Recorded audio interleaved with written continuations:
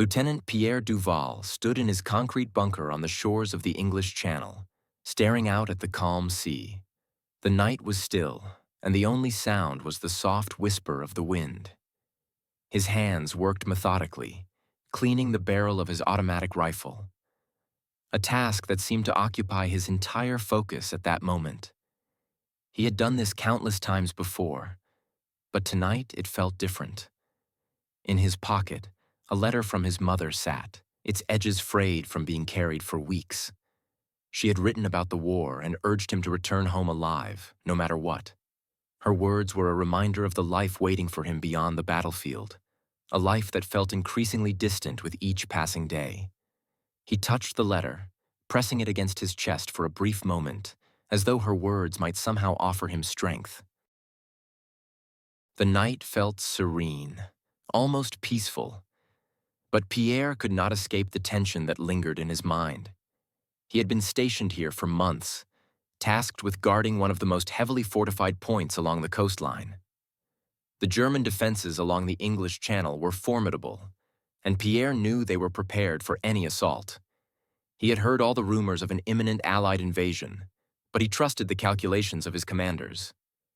The concrete bunkers, the artillery, the mines, and the razor wire, they had been carefully placed and meticulously constructed. He had been part of it all. There was no way an invasion could succeed. Not here, not on his watch. The defenses were designed to withstand even the largest attack, and Pierre had full faith in the strength of their position. He had been told countless times by his superiors that the Allies would never break through. Not a single enemy will get past us, he thought to himself, feeling a sense of pride swell within his chest. His commanding officer, General Liebel, had been clear on this point during their last meeting. They had discussed the strength of their defenses, and Liebel had assured everyone that the beaches would be their graves. Pierre had no reason to doubt him. In fact, it was hard to imagine anything other than victory. They had seen no sign of the expected invasion. No ships, no planes, no preparations on the horizon. In Pierre's mind, it was almost as if the Allies had forgotten about this stretch of coastline altogether. He glanced once more at the horizon, where the sea met the sky in an unbroken line of deep blue. The calmness of the water matched his own calm state of mind. Everything was under control. The war seemed distant here, far removed from the battles raging on the other fronts. He had been trained to defend, to hold his ground, and that was exactly what he planned to do. He was part of a greater whole, a piece of a machine that was strong, unyielding, and invincible. The enemy had no idea what was coming for them. They were about to be met with the full might of the Atlantic Wall, a line that stretched from Norway to Spain, constructed with the blood, sweat, and determination of the German army.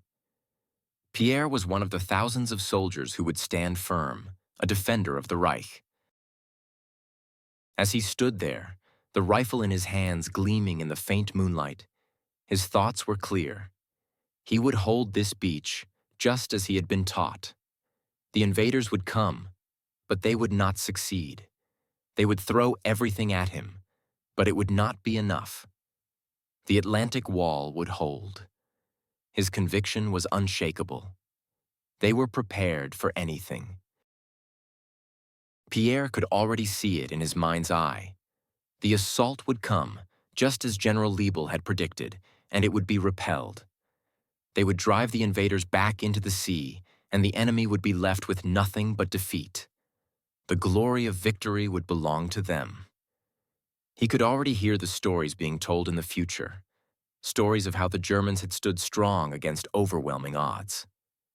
This would be another great triumph in their long history of military excellence. But even as the certainty of the defense filled him with pride, a small, nagging thought crept into the back of his mind. It was a thought he quickly dismissed. There was no time for doubt. They were ready. They had everything they needed. No one could break through. The invasion would be thrown back. He had seen it all before in his mind's eye, over and over again. Victory was inevitable. In the distance, the first light of dawn began to touch the horizon. But Pierre's confidence remained unbroken. He stood guard, his rifle at the ready, the weight of his responsibility pressing down on him. His thoughts drifted back to his mother and the promise she had made to wait for his return. With a deep breath, he straightened up and turned back to his post. The invasion was coming, but Pierre knew, with absolute certainty, that it would fail. The fortifications along the English Channel were the product of years of meticulous planning and construction. The Germans had spared no expense in transforming the coastline into an impregnable stronghold. Towering concrete walls lined the beach, interspersed with massive machine gun nests and well-placed artillery positions. Mines littered the shores, with thousands of obstacles carefully placed in the tidal zone to slow any approaching invaders. These defenses, deemed by many to be the most formidable in history, were a testament to the German army's resolve to protect their occupied territory from an Allied invasion. Lieutenant Pierre Duval and his men were tasked with guarding one of the most strategically critical points along the Normandy coast, a coastal defense position overlooking the beach. The responsibility was immense, and the pressure was ever present.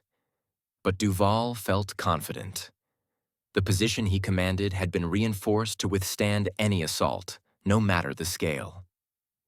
The Atlantic Wall, stretching from Norway to Spain, was meant to be a final line of defense. The fortified bunkers, the machine gun emplacements, and the network of trenches were all designed to create a kill zone for any force attempting to land on the beaches. To Duval and his comrades, there was little doubt that the Allies would never breach this stronghold. For weeks, Duval and his unit had carried out standard drills and patrolled their assigned positions along the coastline. Every day was the same. Routine checks, practicing defense maneuvers, maintaining their weapons, and keeping vigilant against the faintest signs of an enemy presence. In many ways, the soldiers had grown accustomed to the monotony. The threat of an invasion had always loomed, but it had seemed far off, just a vague possibility. The soldiers joked about it, reassuring each other that they would simply be able to hold the line. As long as the defenses held, nothing could go wrong. Duval, who had been stationed on the coast for months, had seen the preparations firsthand. The concrete bunkers stood tall and indestructible, their walls thick and resilient. The coastal artillery guns were positioned with perfect accuracy, ready to deliver devastating fire upon any invading force. The landmines were carefully buried, hidden just below the surface, ready to shred any landing force attempting to cross the beach. Every detail of the defense was calculated to perfection. They can't possibly get through, Duval thought to himself, inspecting his own sector. We've prepared for this, and they won't even see us until it's too late. The confidence in the German defense was unshakable. Even though the Allies had been rumbling about an invasion for months, it had always seemed like an abstract threat. Despite reports from their own intelligence sources, German commanders in the region dismissed the warnings as mere rumors, wild conjectures that had little basis in reality. To them, the idea of a full-scale amphibious invasion against such a heavily fortified position was inconceivable. The Allies, in their eyes, could never muster the strength to breach the Atlantic Wall. The reports were likely propaganda, designed to rattle the nerves of the defenders.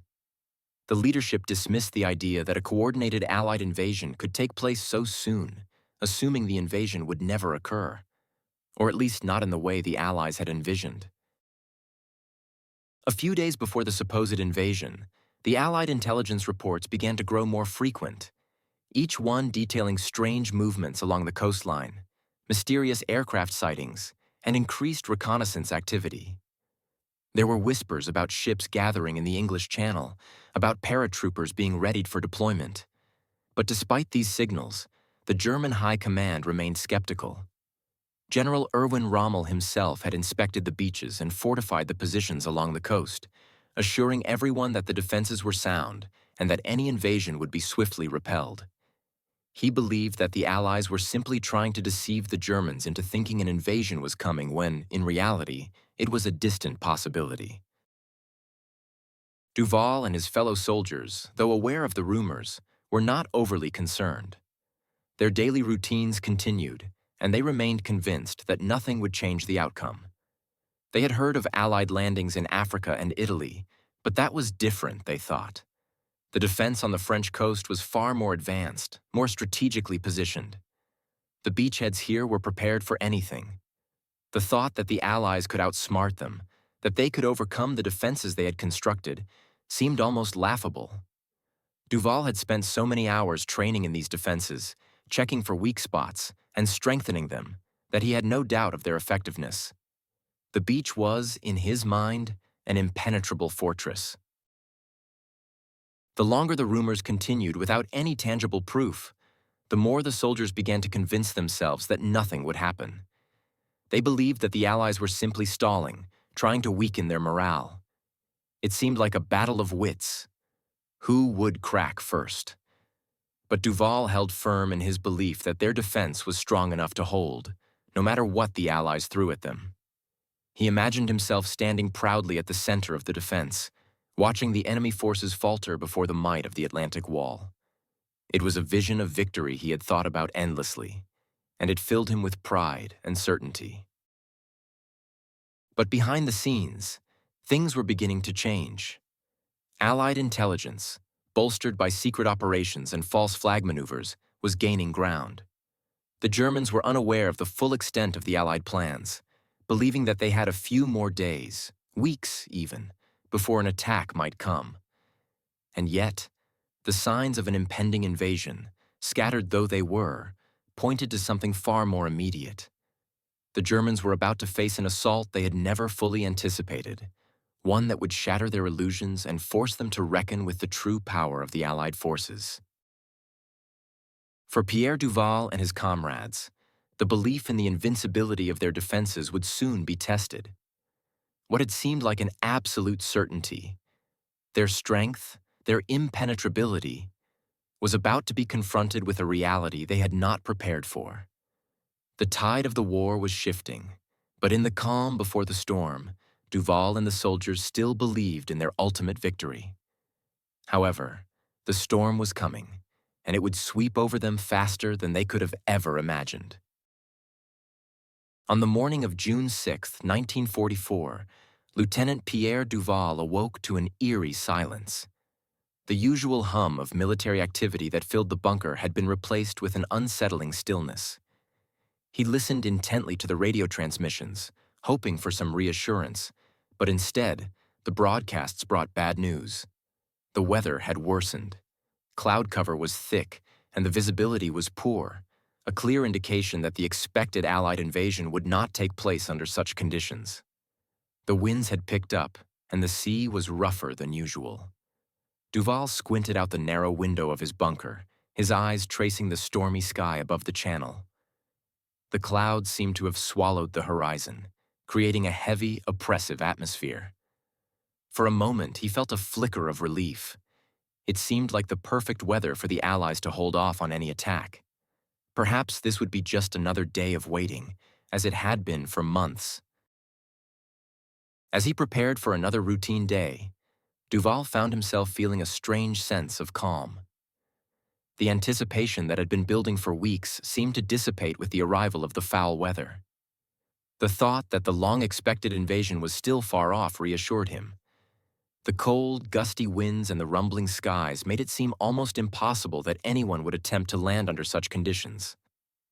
The orders from higher command had been clear: remain vigilant, but the reality of the weather had lowered the threat level in his mind. German forces, for all their preparation and defenses, seemed to be in the clear for now. Duval's unit continued its regular duties, maintaining the fortifications and running standard drills. The sense of complacency began to settle in once again. Over the past few weeks, they had all been bracing for an assault, but now it felt as though nothing would disrupt their peaceful routine. No attack would come today, or so they thought. The reports from the intelligence units had been vague, and with the weather worsening, it seemed unlikely that any invasion would occur in the immediate future. The German command seemed to share Duval's sense of ease. Most of the senior officers began to relax, taking for granted that the weather conditions would prevent an invasion for at least a few more weeks. Orders were issued to slow down the preparations. Some officers took time to leave their posts, considering the weather as confirmation that an invasion would be delayed. Even General Rommel had departed to visit other parts of the defense lines, convinced that the invasion was not imminent. The High Command was already beginning to dismiss the urgency, assuming that the Allies would not take the risk of attacking under such poor weather conditions.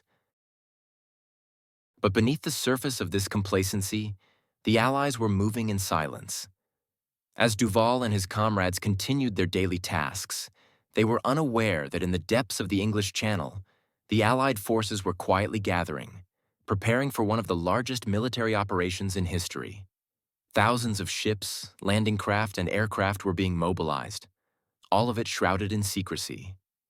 The Germans had no idea that the stormy weather they thought would delay the invasion was actually a part of the plan. It had created the perfect cover for the invasion to unfold. The first signs that something was amiss came unexpectedly. The quiet air began to crackle with the sound of distant aircraft. Duval, standing at the edge of his observation post, peered into the gray sky, squinting against the heavy wind. It was then that he first heard it. The unmistakable roar of engines.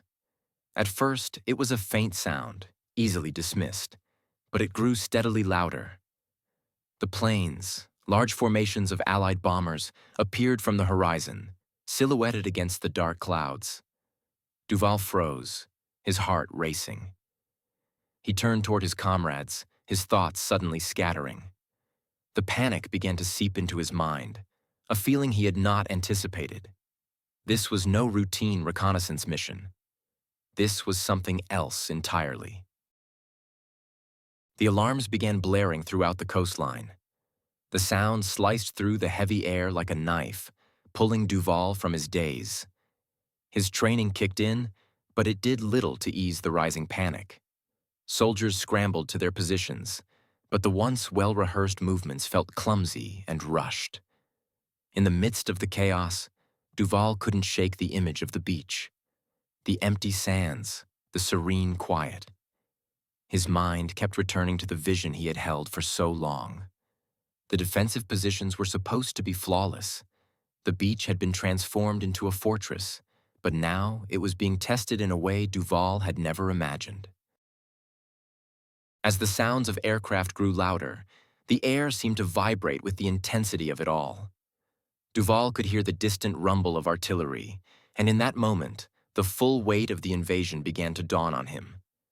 His hand gripped his rifle tightly, and his legs trembled as he rushed to organize his unit. The weather that had seemed so reassuring just hours before now felt like a curse. He could feel the storm surging within him, and with it, a creeping realization. This was not just another false alarm. This was the moment. Duval and his comrades took their places in the bunkers, watching the sky and listening to the deafening roar of the approaching attack. As the minutes ticked by, the realization sank in. The Allied invasion had begun. The feeling of security that had lingered for so long was now gone, replaced by the undeniable presence of an enemy force, unlike any they had ever encountered. Duval's mind raced as he tried to process what was unfolding before him. He had always believed that the Germans would hold this beach, but now, in the face of overwhelming odds, he wasn't so sure. The first waves of paratroopers began to land, and Duval could see them descending from the sky, floating down like ominous shadows. The reports from the front were coming in faster now, each one more disturbing than the last. The Allies were here, and they were not backing down. They were everywhere.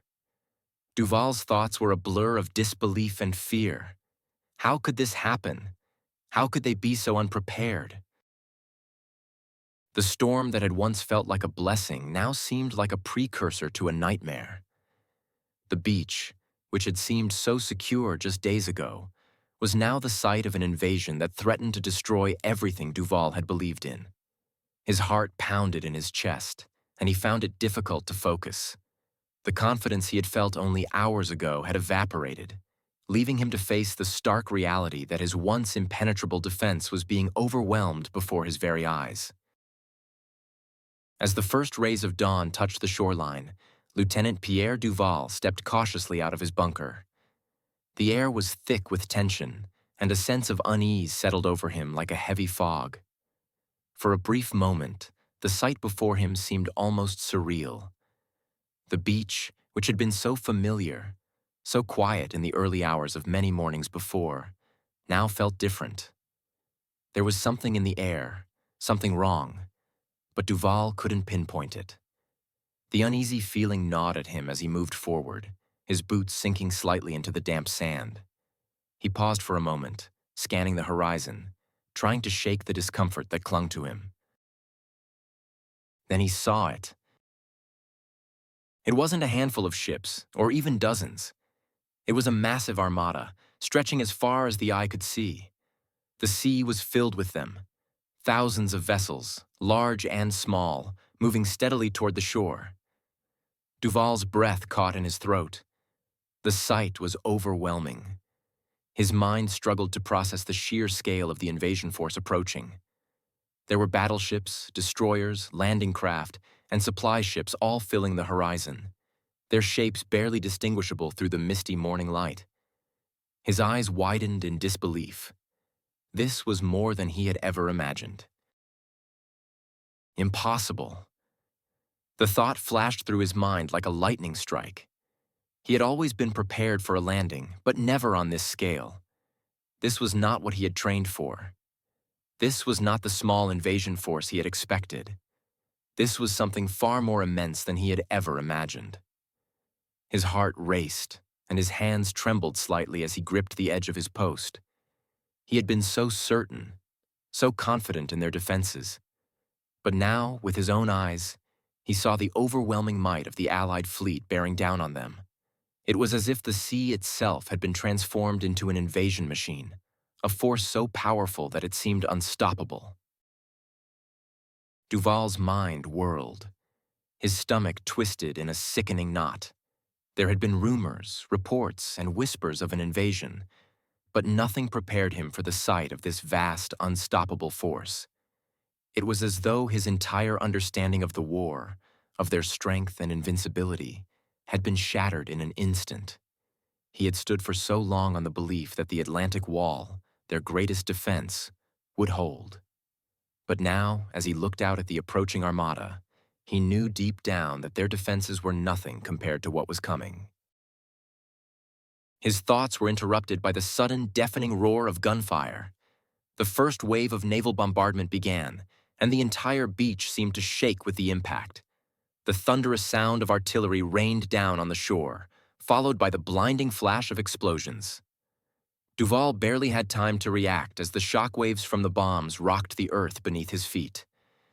The air was filled with smoke, the sky darkened by the barrage, and the deafening roar of guns was unlike anything he had ever heard. His heart hammered in his chest as he scrambled back to his position.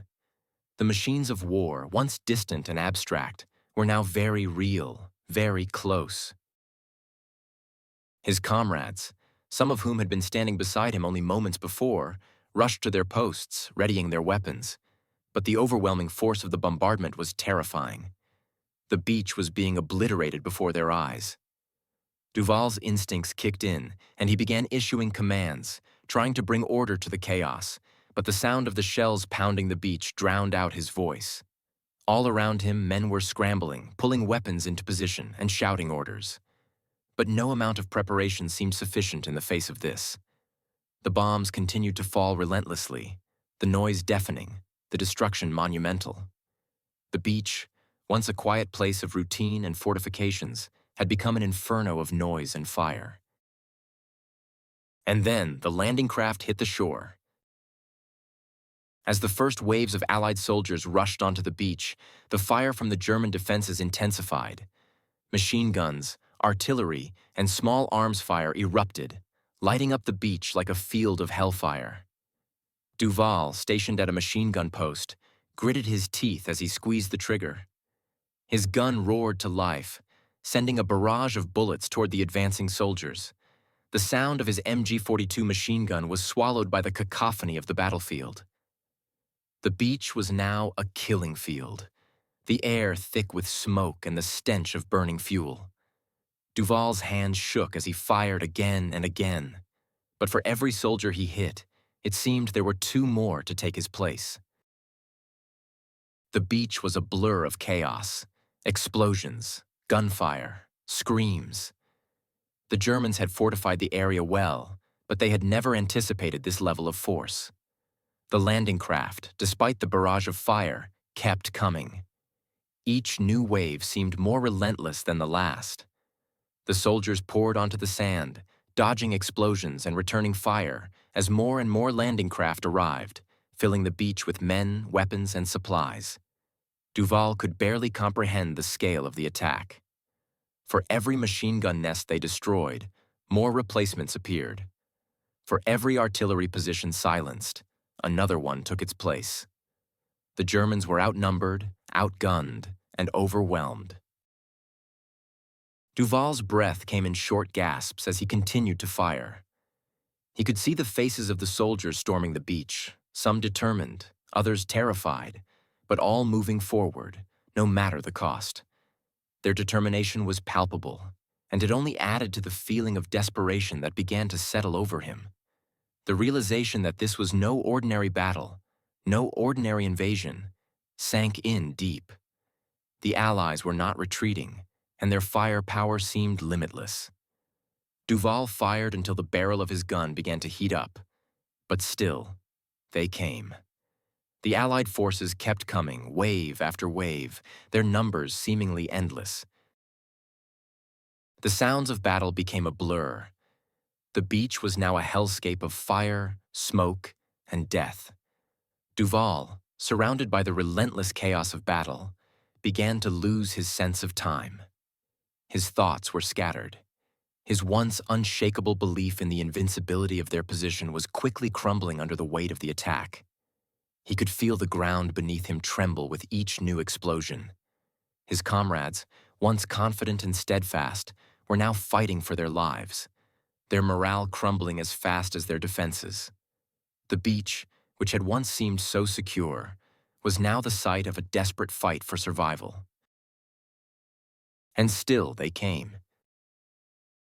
By the evening of June 6, 1944, as the battle slowly wound down, Lieutenant Pierre Duval found himself in a secluded corner of the shattered defenses.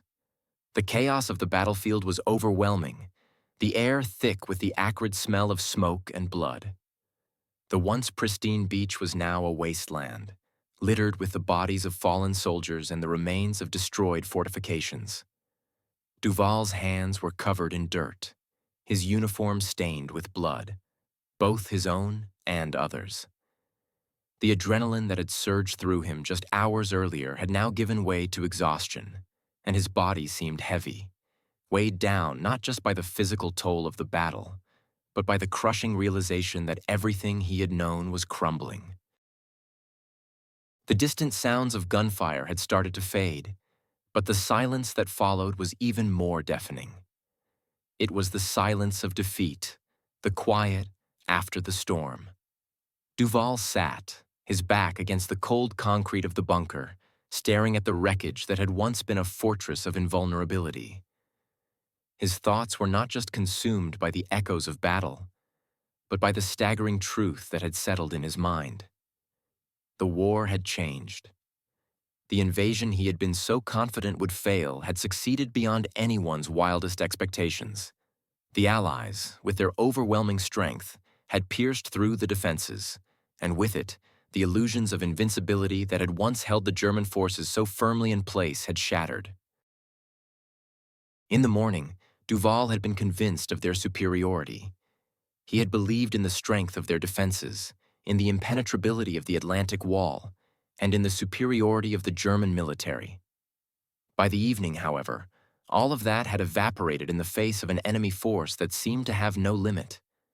The resources they had, artillery, ammunition, fortified positions, had paled in comparison to the industrial might of the Allies. The sheer scale of the invasion, the mass of ships, aircraft, and men, had overwhelmed everything they had prepared for. It wasn't just a battle, it was an industrial juggernaut that had steamrolled over their positions, unstoppable and relentless. Duval's mind tried to make sense of what had happened.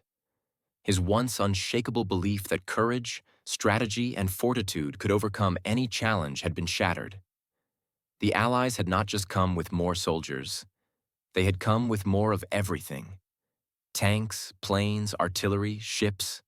The sheer number of resources poured into this invasion dwarfed anything he had ever imagined. His heart ached as he thought back to the time before the battle, when he had been so sure of the outcome, so certain that they could hold their ground. How quickly things had changed. By now, the German positions were in disarray, and there was no hope of pushing the enemy back.